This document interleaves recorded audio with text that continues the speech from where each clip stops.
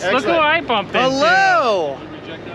What's going on, guys? I would be the one complaining about Funko this time, I think. Really? No, I'm not going to anything.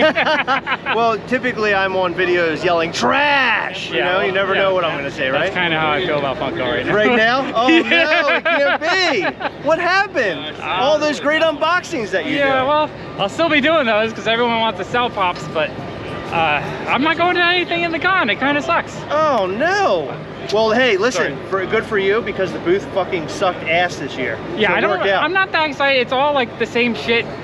More Harry Potter. Exactly. Like, it's all nothing exciting and new. So the only thing that was good was that Juggernaut 3-liter. The Juggernaut that was 3-liter kind of cool, but it's 15,000 pieces. I know, so it's I know. People will be giving them away. You can get the common for like 15 bucks. I ordered 2 on Funko Shop today. Yeah. At like just an hour ago. Well, hopefully you get it. Hopefully there's a chase. I know, right? Exactly. All right, well, it's Dude, nice meeting you guys. Hell yeah, man. Yeah.